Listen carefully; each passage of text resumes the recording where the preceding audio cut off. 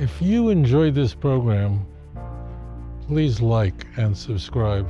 No, just because someone shares the name doesn't mean every person with the name Yehoshua in Tanakh is Jesus.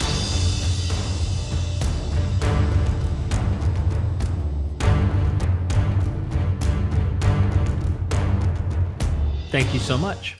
Aubrey Van Zyl, Paul correct. The flames coming down on Pentecost was the third temple inauguration. God now lives in people, fulfilling Zechariah 6:11 through 15, also predicting name of Messiah as Joshua or Yeshua became Jesus. I really encourage you to read Zechariah. The person who's Yeshua is not Jesus. It's the nephew of Ezra. His name is Yehoshua ben Yehotzadok. He was one of two people that led the return of the Jewish people from the Babylonian exile.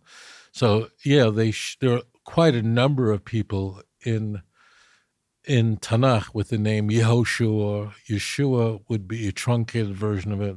But Yehoshua was the son of Yehotzadok. Who is Yehotzadok? I mean, look, I just ask you to stop with Rabbi Google. Really, just read these chapters for yourself. Yehotzadok was the brother of Ezra, who accompanies Zerubbabel in rebuilding the second temple. This is very plain. It's right there in the text.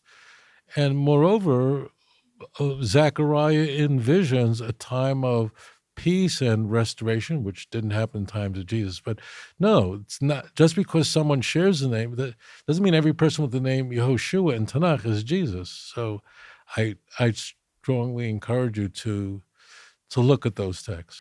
And just one interesting comment, if you don't mind, and maybe you want to comment on this or not, is the idea that Pentecost was the third temple inauguration. Oh, that's no. quite an interesting statement to make, in my opinion. I've never heard even Christians try to say that was that temple inauguration.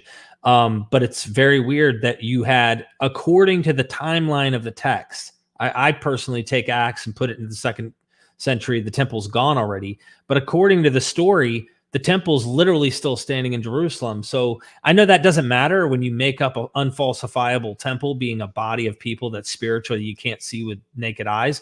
But it just is kind of odd. I'll add just something into this mix. Like, this is one of those where you don't know where to begin. So in Ezekiel 41 through the end of the book, the final third Messianic temple comes into view.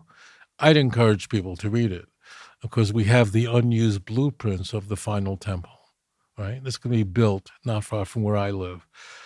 44 verse 9, very specifically describing that temple, no one who is uncircumcised of the heart or the flesh or blood to enter into that sanctuary. I don't know if you heard that. No one, please, and I beg people, look it up for yourself. No one who is uncircumcised, both of the heart and the flesh, will be able to enter into that sanctuary. Well, as it turns out, Christianity says that circumcision is unnecessary, and Paul warns people that if you really insist on circumcision, why don't you just cut the whole thing off in Galatians chapter 5, verse 12. So there's nothing I encourage you to look it up for yourself. There's nothing magic here. Like, the texts I'm discussing with you are accessible to everyone. It's not like the ancient world was hard to get your hands on a book. You could look it up. Look it up for yourself. If you enjoyed this program, please like and subscribe. אדון עולם אשר מלך בטרם כל יציר נברא ועת נעשה בחפצו כל אזי מלך שמו נקרא ואחרי ככלות הכל לבדו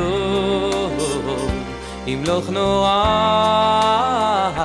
והוא היה